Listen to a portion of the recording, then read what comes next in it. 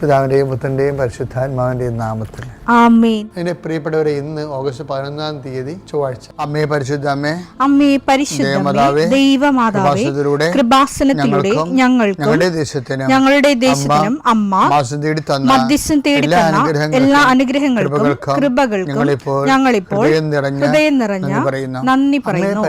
അമ്മേ പരിശുദ്ധമേ, ദൈവമാതാവേ, 2004 ഡിസംബർ 7 ഉച്ചകഴിഞ്ഞ് 2:30 കൃപാസനത്തിൽ സംഭവിച്ച അമ്മയുടെ പ്രത്യക്ഷപ്പെടലിനെക്കുറിച്ച് തിരുസഭയ്ക്ക് സമർപ്പിച്ചിരിക്കുന്ന പഠനരേഖകളുടെ മേൽ സഭാത്മകമായ പഠനം ആരംഭിക്കുവാൻ ഞങ്ങൾ പ്രാർത്ഥിക്കുന്നു.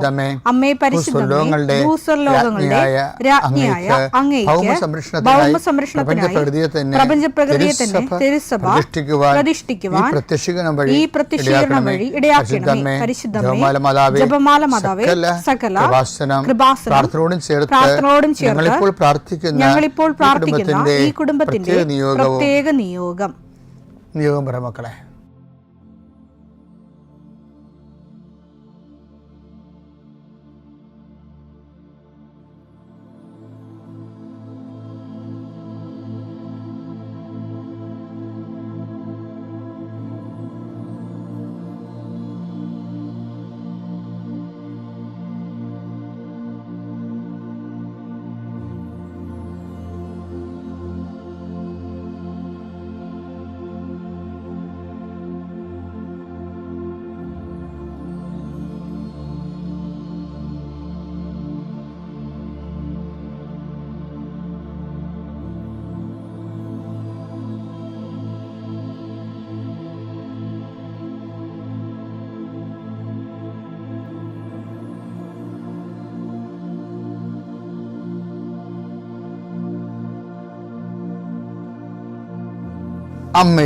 അമ്മയുടെ പ്രത്യക്ഷീകരണത്തിന്റെ ഈ അനുഗ്രഹവേളയിൽ ഞങ്ങൾക്ക് സാധിച്ചു തരുവാൻ കനിയണമേ. ആമേൻ. വിശ്വാസ പ്രമാണം. സർവശക്തനായ പിതാവും ആകാശത്തിന്റെയും ഭൂമിയുടെയും സൃഷ്ടാവുമായ ദൈവത്തിൽ ഞാൻ വിശ്വസിക്കുന്നു. അവിടുത്തെ ഏകപുത്രനും ഞങ്ങളുടെ കർത്താവുമായ ഈശോമിശിഹായിലും ഞാൻ വിശ്വസിക്കുന്നു. ഈ പുത്രൻ പരിശുദ്ധാത്മാവിനാൽ ഗർഭസ്ഥനായി കന്യകാമറിയത്തിൽ നിന്ന് പിറന്ന് പൊന്തിയോസ് പീലാത്തോസിന്റെ കാലത്ത് പീഡകൾ സഹിച്ച് കുരിശിൽ തറയ്ക്കപ്പെട്ട് മരിച്ച് അടക്കപ്പെട്ട് പാതാളങ്ങളിൽ ഇറങ്ങി മരിച്ചവരുടെ ഇടയിൽ നിന്ന് 3-ാം നാൾ ഉയർത്ത് സ്വർഗത്തിലേക്ക് എഴുന്നള്ളി സർവശക്തിയുള്ള പിതാവായ ദൈവത്തിന്റെ വലതുഭാഗത്തിരിക്കുന്നു. അവിടെ നിന്ന് ജീവിക്കുന്നവരെയും മരിച്ചവരെയും വിധിക്കുവാൻ വരുമെന്നും ഞാൻ വിശ്വസിക്കുന്നു. പരിശുദ്ധാത്മാവിലും ഞാൻ വിശ്വസിക്കുന്നു. വിശുദ്ധ കത്തോലിക്കാ സഭയിലും പുണ്യവാന്മാരുടെ ഐക്യത്തിലും പാപങ്ങളുടെ മോചനത്തിലും ശരീരത്തിന്റെ ഉയർപ്പിലും നിത്യമായ ജീവിതത്തിലും ഞാൻ വിശ്വസിക്കുന്നു. ആമേൻ. സുഖസ്ഥനായ ഞങ്ങളുടെ പിതാവേ, അങ്ങയുടെ നാമം പൂജിതമാകണമേ. അങ്ങയുടെ രാജ്യം വരണമേ. അങ്ങയുടെ തിരുമനസ് സ്വർഗത്തിലെ പോലെ ഭൂമിയിലും ആകണമേ. അന്നു വേണ്ടുന്ന ആഹാരം ഇന്ന് ഞങ്ങൾക്ക് തരണമേ. ഞങ്ങളോട് തെറ്റ് ചെയ്യുന്നവരോട് ഞങ്ങൾ ക്ഷമിക്കുന്നത് പോലെ ഞങ്ങളുടെ തെറ്റുകൾ ഞങ്ങളോടും ക്ഷമിക്കണമേ. ഞങ്ങളെ പ്രലോഭനത്തിൽ ഉൾപ്പെടുത്തരുതേ, തിന്മയിൽ ഞങ്ങൾ രക്ഷിക്കണമേ. ആമേൻ. നന്മ നിറഞ്ഞ മറിയമേ, സ്വസ്തി. കർത്താവ് അങ്ങയുടെ കൂടെ സ്ത്രീകളിൽ അങ്ങ് അനുഗ്രഹിക്കപ്പെട്ടവളാകുന്നു. അങ്ങയുടെ ഉദരത്തിൻ ഫലമായി ഈശോ അനുഗ്രഹിക്കപ്പെട്ടവനാകുന്നു. പരിശുദ്ധ മറിയമേ, തമ്പുരാന്റെ അമ്മേ, പാപികളായ ഞങ്ങൾക്ക് വേണ്ടി ഇപ്പോഴും ഞങ്ങളുടെ മരണസമയത്തും തമ്പുരാനോട് അപേക്ഷിക്കണമേ. ആമേൻ. കർത്താവേ, നിന്റെ ഉന്നതമായ നാമത്തിന് സ്തോത്രം ചെയ്യുന്നു. കർത്താവേ, നിന്റെ വിശുദ്ധ പൗരോഹിത്യത്തെ മഹത്വപ്പെടുത്തണമേ. കർത്താവെ, സഭയിലുള്ള സാന്നിധ്യം ദൃഢമാക്കി 40 വർഷം ഞാൻ അർപ്പിച്ച കൃപാസന ജീവനോടെ പ്രത്യക്ഷപ്പെട്ട മാതാവിൻ്റെ സാന്നിധ്യം, ഈ കൃപാസനത്തിൽ വന്നിറങ്ങി പ്രാർത്ഥിച്ചു പോകുന്ന ലക്ഷോപലക്ഷം മനുഷ്യരുടെ പ്രാർത്ഥനയുടെ ശക്തിയാൽ ഞാൻ ഇന്നത്തെ ദിവസത്തെ എൻ്റെ മക്കളുടെ ആവശ്യങ്ങളെ കർത്താവിൻ്റെ ദൃശ്യം സമർപ്പിച്ചുകൊണ്ട് ആശീർവദിക്കുന്നു. കർത്താവെ, അങ്ങയുടെ മക്കളുടെ മേൽ നിൻ്റെ തിരുമുറുപാർന്ന് മരുന്നുകരം വെക്കണമേ. എൻ്റെ കർത്താവിൻ്റെ ഉന്നതമായ നാമത്തിൽ ശിരസിൻ്റെ രോഗങ്ങൾ, ബ്രെയിനിലെ സിസ്റ്റുകൾ, ബ്രെയിനിലെ ക്യാൻസറുകൾ, ബ്രെയിനുമായിട്ട് ബന്ധപ്പെട്ട മുഴുവൻ രോഗങ്ങൾ ഈ നിമിഷം ഇത് പ്രാർത്ഥന കൂടുന്ന മക്കളുടെ മേൽ കർത്താവിൻ്റെ ശക്തി ഒഴുകുകയും നീ സുഖപ്പെടുകയും ചെയ്യട്ടെ. തൊണ്ടനൊമ്പരങ്ങൾ, അത്തോൺസൈറ്റുകൾ, തൈറോയിഡുകൾ, ശ്വാസകോശ രോഗങ്ങൾ, ഉദര രോഗങ്ങൾ, പിസ്തൂല രോഗങ്ങൾ, PCOD രോഗങ്ങൾ, സർവാംഗവാത രോഗങ്ങൾ, വൃഷ്ണരോഗങ്ങൾ, കർത്താവിൻ്റെ നാമത്തിൽ ഉച്ച മുതൽ ഉള്ളംകാര് വരെ കർത്താവിൻ്റെ രക്തം പടരട്ടെ. മരുന്ന് ലേപനമല്ല, അങ്ങനെ വചനമാണല്ലോ അങ്ങനെ മക്കളെ സുഖപ്പെടുത്തുന്നത്. വചനത്തിൻ്റെ കരുത്തായ ശക്തിയാൽ യേശുക്രിസ്തു ഉന്നതമായ നാമത്തിൽ അങ്ങനെ മക്കൾ സൗഖ്യം പ്രാപിക്കട്ടെ. കർത്താവെ, ഇന്നത്തെ യാത്ര, ഇന്നത്തെ സംസാരം, ഇന്നത്തെ കമ്മ്യൂണിക്കേഷൻസ്, ഇന്നത്തെ ഒപ്പുകൾ, ഇന്നത്തെ എഴുത്തുകൾ, ഇന്നത്തെ ഉപയോഗിക്കുന്ന വാഹനങ്ങൾ, കർത്താവ് ഇന്ന് ചെയ്തു തീർക്കേണ്ട എല്ലാ ഉത്തരവാദിത്തങ്ങളും കണ്ടുമുട്ടുന്ന എല്ലാ വ്യക്തികളുടെ മേലും എൻ്റെ മക്കളുടെ മേൽ കർത്താവിൻ്റെ ശക്തി പ്രവർത്തിക്കുകയും മാതാവിൻ്റെ മധ്യസ്ഥത്തിൽ സഞ്ചാരി മാതാവ് സമയത്തിൻ്റെ അധികാരം നിലമേലങ്കിയാൽ നിങ്ങളെ പൊതുകയും സന്തോഷത്തോടെ നിങ്ങൾ രാത്രി തിരിച്ചു വരാൻ ദൈവം അനുവദിക്കുകയും ചെയ്യട്ടെ. മക്കളെ, നമ്മൾ ഇപ്പോൾ ഈ സീരീസിലുണ്ടല്ലോ, നമ്മൾ ഒരു ടോപ്പിക് എടുത്തിട്ട് അതിൻ്റെ ഘടനകൾ എങ്ങനെയാണ് നമ്മൾ പരിശോധിച്ച് എങ്ങനെയാണ് കൃപയിൽ വളരുന്നതെന്ന് നോക്കുകയാണ്. അതായത് ഇപ്പോൾ നമ്മളെ തന്ത്രം അതിൻ്റെ അകത്തുള്ള അവൻ്റെ നാമത്തിൽ വിശ്വസിക്കുന്നവർക്കെല്ലാം ദൈവമക്കളാകാനുള്ള കഴിവ് നൽകി. ഈ കഴിവെന്നാണ് കൃപയെന്ന് പറയണത്. കൃപയെന്ന് പറയണത് ആ യോഹന്നാൻ 1:12 നമ്മൾ 1:16 വരുമ്പോൾ അവൻ്റെ നാമത്തിൽ വിശ്വസിക്കുന്നവർക്കെല്ലാം കൃപയ്ക്ക് മേൽ കൃപ ലഭിച്ചിരിക്കുന്നു. അപ്പോൾ മേൽകൃപ എന്ന് പറഞ്ഞാൽ അപ്പോൺ ഗ്രേസ്. ഈ അതീത കൃപ നമുക്ക് ലഭിക്കുന്നതിന് വേണ്ടി നമുക്കെന്താ വേണ്ടത്? ഫെയ്ത്ത് അപ്പോൺ ഫെയ്ത്ത് വേണമെന്ന് പറഞ്ഞായിരുന്നു. ഫെയ്ത്ത് അപ്പോൺ ഫെയ്ത്തിൻ്റെ വൺ സ്റ്റെപ്പാണ് ഇന്നലെ നമ്മൾ കണ്ടത്. ദൈവം സൈലൻസ് ആയിരിക്കുമ്പോൾ നമ്മൾ സിൻസിയർ ആയിരിക്കണം. When God is silence we must tune to the sincerity. അത് നമ്മൾ സത്യസന്ധമായിട്ടാണ് വിഷയം. അപ്പോൾ ചില ആൾക്കാർക്ക് എന്താ സംഭവിക്കണമെന്ന് വെച്ചാൽ ദൈവം സൈലൻസ് ആകണമെങ്കിൽ പിന്നെ ഇവർ ഉഴപ്പാൻ തുടങ്ങും. അപ്പോൾ അവർ ദൈവമക്കളല്ലല്ലോ. ഞാൻ പ്രാർത്ഥിച്ചിട്ട് ഉത്തരവൊന്നും കിട്ടണില്ല, അതുകൊണ്ട് ഞാൻ എഴുന്നേക്കണ താമസിക്കും, പിന്നെ അതൊരു സേവനം കുറക്കും, പ്രവർത്തനം കുറക്കും, ഉഴപ്പാൻ തുടങ്ങും സൈലൻസ് ആകുമ്പോൾ. ഇങ്ങനെയുള്ള ആൾക്കാർ ഉഴപ്പി പോകണമെന്ന് തന്നെയാണ് ദൈവം ഉദ്ദേശിക്കുന്നത്. അതാണ് കർത്താവ് സൈലൻസ് ആകണം. ഇനി രണ്ടാമത്തെ സെക്ഷനിൽ വരുമ്പോൾ ഫെയ്ത്ത് അപ്പോൺ ഫെയ്ത്ത് എന്ന് പറയുമ്പോൾ ഈ കാനൻകാരിയുടെ പെർസിവറൻസ് ഭയങ്കരമാണ്. അവൾ ആ ഉദ്യമത്തിൽ നിന്ന് മാറുന്നില്ല. എന്നാൽ അവൻ ഒരു വാക്ക് പോലും ഉത്തരം പറഞ്ഞില്ല. ശിഷ്യന്മാർ അവനോട് അഭ്യർത്ഥിച്ചു, അവളെ പറഞ്ഞയച്ചാലും അവൾ നമ്മളുടെ പിന്നാലെ വന്ന് നിലവിളിക്കുന്നു. അതെന്താ പ്രശ്നം വെച്ച് കഴിഞ്ഞാൽ, ഇവള് ശിഷ്യന്മാരുടെ അടുത്ത് ഒരു മധ്യസ്ഥ പ്രാർത്ഥന പോലെ പറഞ്ഞില്ലെങ്കിലും കണ്ണ് കാണിച്ച് കളയും. ഒന്ന് പറയാ എനിക്ക് വേണ്ടി പറയാൻ ആരുമില്ല, എനിക്ക് കർത്താവിനെ പരിചയമില്ല. അപ്പം കർത്താവിനെ പരിചയമില്ലാഞ്ഞിട്ട് പോലും ഇവള് കർത്താവിൻ്റെ കരുണയിൽ ഭയങ്കര വിശ്വാസമാണ്. ചില ആൾക്കാർ രക്ഷപ്പെടുന്നത് അങ്ങനെയാണ്. കർത്താവിനെക്കുറിച്ചൊന്നും അറിയത്തില്ല, പക്ഷെ ഒരു കാര്യം അറിയാം, കർത്താവ് കരുണയുള്ളവനാണെന്ന്. ക്രിസ്തുവിനെക്കുറിച്ച് എന്താണ് അടിസ്ഥാനപരമായിട്ട് അറിയേണ്ടതെന്ന് വെച്ചാൽ ദൈവത്തെക്കുറിച്ച് അറിയേണ്ടത് വെച്ചാൽ ദൈവം കരുണയുള്ളവനാണെന്ന് തന്നെയാണ് അറിയേണ്ടത്. അതുകൊണ്ട് ഇവൾ വിട്ടുപോരാൻ തയ്യാറല്ല.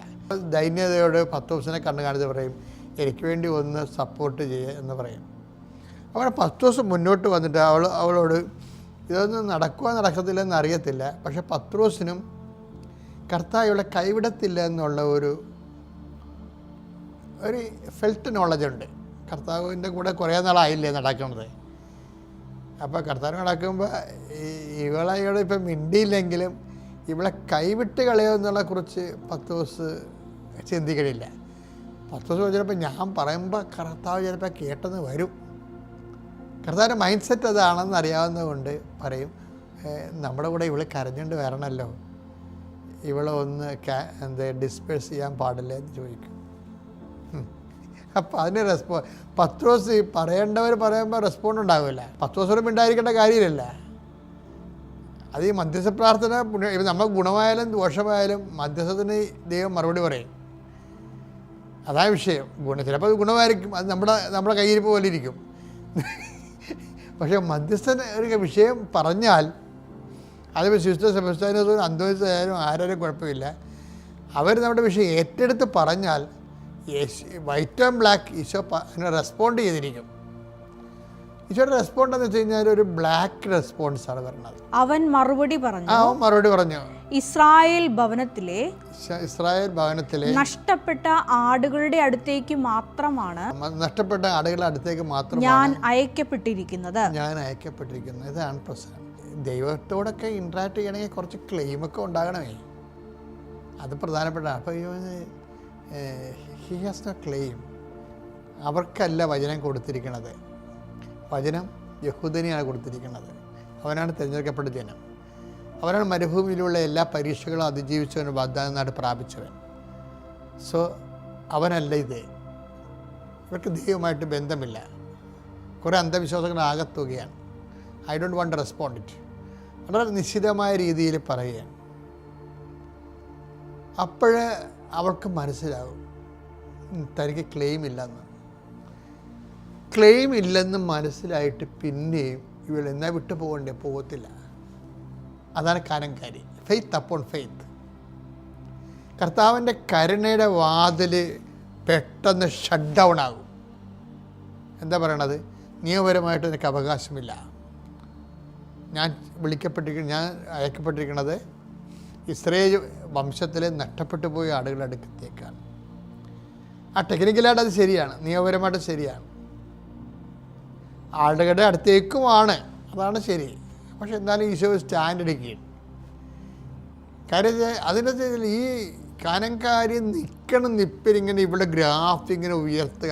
അവൾ തന്നെ ദൈവം സഹായിക്കണില്ല. അവളാ കൂടാതെ ആരും സഹായിക്കണില്ല. നമ്മുടെ വിശ്വാസത്തെ ഉയർത്തേണ്ടത് നമ്മൾ തന്നെയാണ്. അതാണ് ഏറ്റവും വലിയ വിശ്വാസം. അപ്പോൾ പത്രോസ് അവളുടെ വിശ്വാസത്തെ അവിടെ ക്ലെയിം, കർത്താവ് അവിടെ ക്ലെയിം ക്യാൻസൽ ചെയ്യുക, ഡിസോൺ ചെയ്യുന്നു. You have no claim. ദേ പൈതലേ, ചില സമയത്ത് ഇപ്പം നിൻ്റെ ഭർത്താവ് ഇപ്പം കഴിഞ്ഞ ദിവസങ്ങളിൽ ഒരു ചേട്ടത്തി വന്ന് എന്നെ പറ്റിച്ച്. അതായത് ചേച്ചി ഞാൻ അടുത്താരെ ആൾക്കാരെ കണ്ടുകൊണ്ട് നിൽക്കുകയായിരുന്നു. എല്ലാവരും പോയി കഴിഞ്ഞപ്പോൾ കൊടുങ്കാറ്റ് പോലെ കരഞ്ഞു പോയി ഒരു ചേട്ടത്തി വന്നു. അവിടെ ചീട്ടിരിപ്പുണ്ട്. ആ ചീട്ട് എങ്ങനെ സംഘടിപ്പിച്ചതെന്ന് എനിക്കറിയാൻ പറ്റില്ല. അപ്പോൾ ഇവിടെ കരച്ചിലും പോയി നോക്കിയപ്പോൾ അവിടെ ഒരു ഫോട്ടോ ഇരിപ്പുണ്ട്. മകൻ ഇങ്ങനെ അവരുടെ റിലേറ്റീവാണ്. അപ്പോൾ ഇതൊക്കെ ഉണ്ടെങ്കിൽ മകനാണോ അപ്പനാണോ നമുക്ക് ചോദിക്കേണ്ട കാര്യമില്ല, രോഗിയാണത്. അയാൾക്ക് മെയിൻറ്റേഴ്സ് മറ്റേ വന്നിരിക്കുകയാണ്. അപ്പോൾ എനിക്കറിയാം എൻ്റെ അടുത്ത് കള്ളച്ചീട്ടാണ് ഈ സംഭവം എന്ന് എനിക്ക് നന്നായിട്ട് അറിയാം.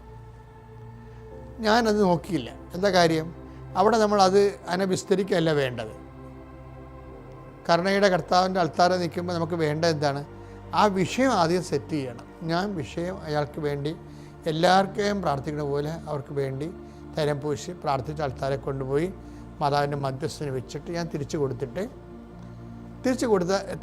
അവിടെ ഉടമ്പടി പേപ്പർ എടുത്തപ്പോൾ എന്താ സംഭവിച്ചിരിക്കുന്നത്? ഇവർക്ക് ഉടമ്പടി പേപ്പർ ഇവിടെ കൃപാസനത്തിൽ വരാനുള്ള റൈറ്റ് ഇല്ല. അത് 24 ഒക്ടോബർ മാസത്തിൽ ഉടമ്പടിയാണ്. ഇന്ന് വരെ ആ സാധനം തുറന്നു നോക്കിയിട്ടില്ല. ഇന്ന് കൊണ്ടുവന്ന് പുതുക്കിയിരിക്കുകയാണ്. എന്താ കാര്യം? ഈ പേപ്പർ കാണിക്കാൻ വേണ്ടിയാണ്. She has no claim. ദൈവത്തിന് പറ്റിപ്പാണ് ഒരു ഉടമ്പടി. അപ്പം ഞാൻ ചോദിച്ചു, ചേച്ചി ഇത് ക്യാൻസൽഡ് ഉടമ്പടിയാണല്ലോ. അല്ല, ഉടമ്പടി എടുത്തപ്പോൾ തന്നെ ഞാൻ പറഞ്ഞായിരുന്നു എനിക്കത് പൂർത്തിയാക്കാൻ പറ്റിയിരുന്നത്. അപ്പോൾ ഞാൻ ചോദിച്ചു, പിന്നെ നിങ്ങളെന്താ ദൈവത്തെ പറ്റിക്കാൻ പോയത്? ഉടമ്പടി എടുക്കാൻ പോയത് എന്തിനാ? നമുക്ക് ഒന്നും ചെയ്യാൻ പറ്റത്തില്ല. ദൈവത്തെ പറ്റിച്ച് അവരാ പണി മേടിക്കുന്നതല്ലാതെ നമുക്കൊന്നും ചെയ്യാൻ പറ്റത്തില്ല. എപ്പോഴും നമ്മൾ ഉടമ്പടി എടുക്കുന്നത് ശ്രദ്ധിക്കണം. പക്ഷേ എന്നാലും അവർക്ക് 0 ക്ലെയിമാണെന്ന് വിചാരിച്ചു. പക്ഷെ അവർക്കൊരു ക്ലെയിമുണ്ട്. എന്താ കാര്യം?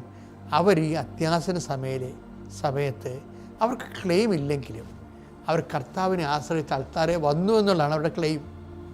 മനസ്സിലായില്ലേ? ഇതാണ് കാനംകാരിയുടെ grace upon faith upon faith എന്ന് പറയുന്നത്. നിങ്ങൾക്ക് ക്ലെയിം ഇല്ലെന്ന് നിങ്ങളൊരു പാപത്തിലാണ്. നിങ്ങൾക്ക് ക്ലെയിം ഇല്ലെന്ന് വിചാരിച്ചോ? എന്നാലും നിങ്ങൾ കുർബാന കൂടിയിട്ട് ദിവസങ്ങളായി പ്രത്യേക സാഹചര്യത്തിൽ കിടപ്പിലാണെന്ന് വിചാരിച്ചോ? എന്നാലും നിങ്ങൾക്ക് ക്ലെയിമുണ്ട്. എന്താ കാര്യം?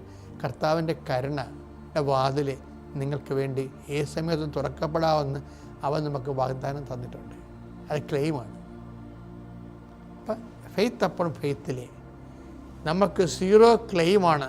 നമുക്ക് അവകാശവാദങ്ങളില്ലെങ്കിലും നിങ്ങൾ കർത്താവിൽ ആശ്രയിക്കണം. പിതാവിൻ്റെയും പുത്രൻ്റെയും പരിശുദ്ധ നാമത്തിൽ.